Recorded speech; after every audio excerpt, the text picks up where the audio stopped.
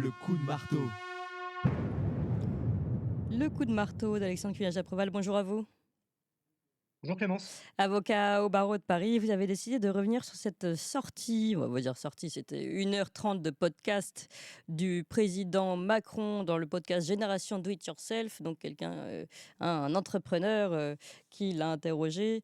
Et lors de ce podcast, il a exprimé à de nombreuses reprises cette peur, je recite ces mots, de la guerre civile. Je vous propose d'écouter l'un de ces extraits et puis je vous donne la parole après. Si on va au bout de votre raisonnement, le pays explose ou c'est la guerre civile.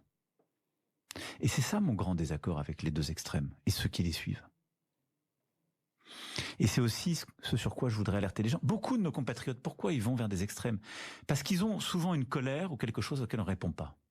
Il y a beaucoup de gens qui vont voter pour l'extrême droite parce qu'il y a une insécurité du quotidien, parce qu'il y a une immigration qui considère comme n'étant pas réglée, et ils se disent on ne les a pas essayés.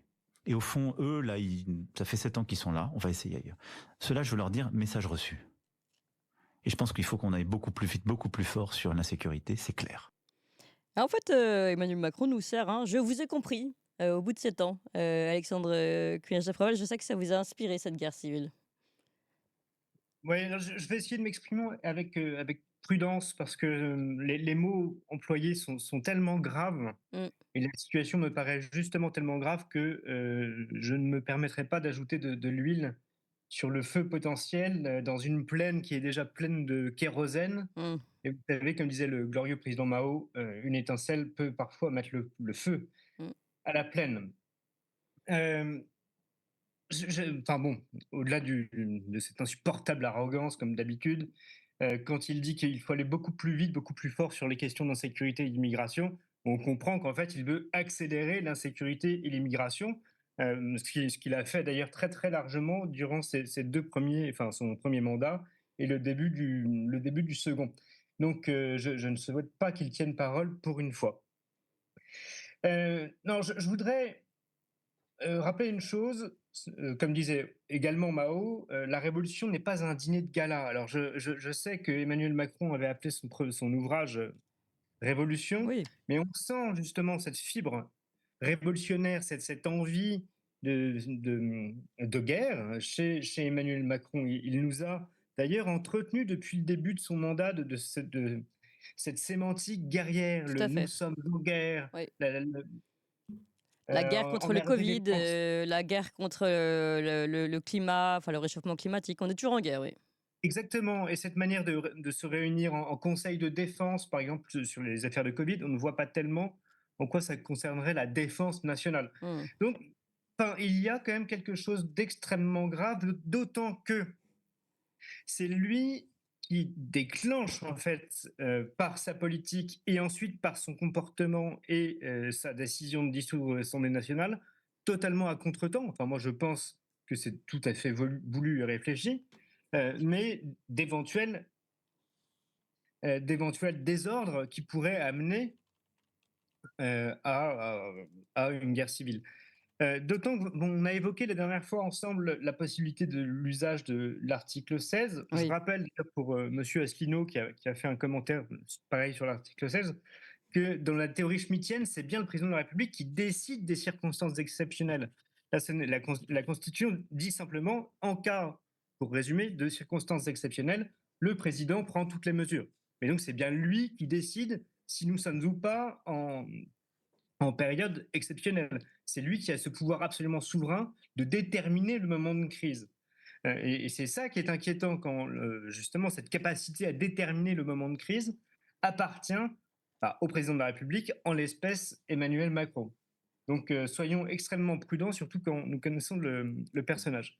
Je voulais faire une petite lecture qui me semblait tout à fait opportune, et on pourra la commenter ensuite si vous voulez. Oui. La guerre civile est une guerre. Il ne s'agit pas de savoir qui a raison, mais qui sera le mieux inspiré, le plus puissant, le plus heureux.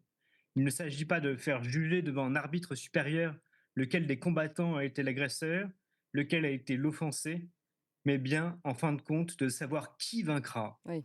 C'est aux clartés de ce principe qu'il nous faut juger de la vieille réponse coutumière. Nous ne voulons pas commencer. Réponse qui suppose que les autres commenceront, qu'on le prévoit, qu'on s'y attend, mais qu'on ne veut rien prévenir. Réponse de vaincu. Je tiens la guerre civile pour le pire des maux, mais je parle dans un pays où on ne l'évitera pas. La guerre civile est une guerre, encore une fois. Celui qui déclare la guerre en choisit l'occasion, et cette occasion est subie par celui auquel la guerre est déclarée. Faut-il subir? Faut-il choisir? C'est un problème résolu depuis longtemps. Et alors, c'est de qui? Alors, c'est d'un certain Charles Maurras. Alors, évidemment, la guerre civile est le pire des maux, mais faut-il subir? Faut-il choisir? Encore une fois, et là je reprends Schmitt, c'est l'ennemi qui nous désigne. Et en l'occurrence, c'est l'ennemi qui déclare la guerre. Devons-nous attendre que l'ennemi nous déclare officiellement la guerre au moment le plus opportun pour lui?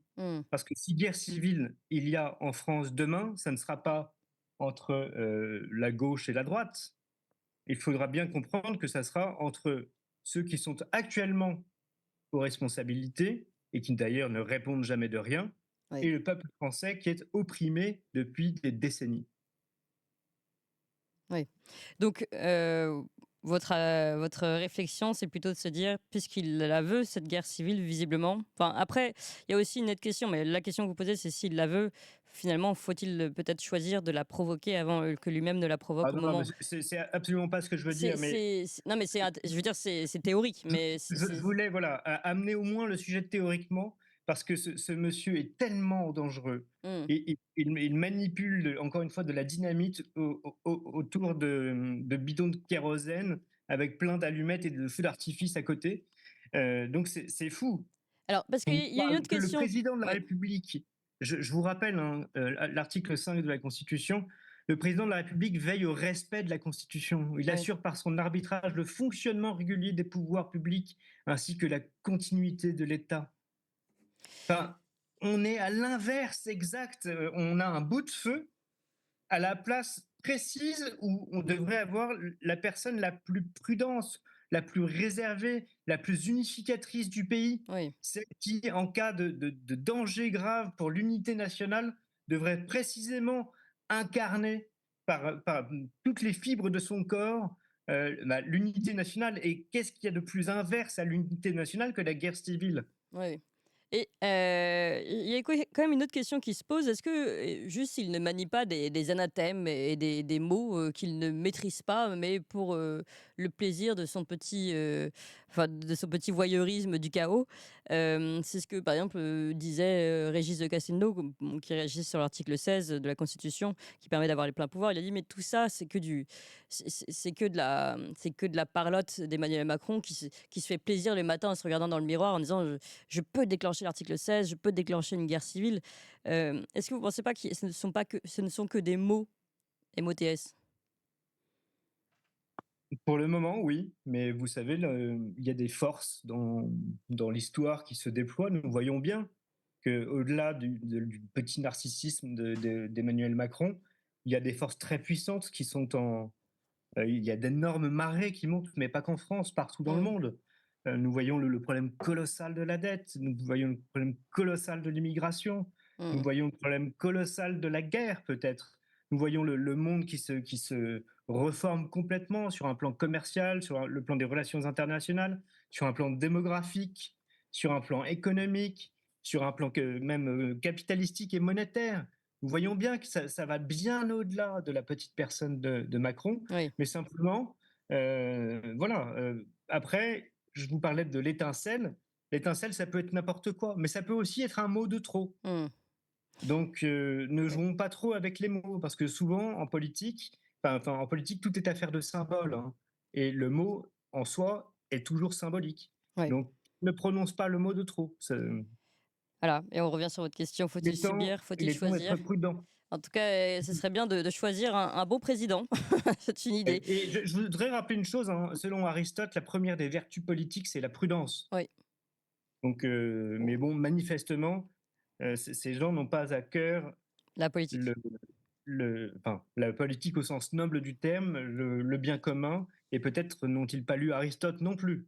Alors, le bien commun, justement, tiens, on va parler avec Jean-Dominique Michel, parce qu'il se trouve qu'il est d'accord, aligné avec ce que vous dites. Ça ne concerne pas qu'Emmanuel Macron, finalement. Est-ce que nos politiques cherchent le bien commun? C'est pas tout à fait ce qu'il révèle dans son livre.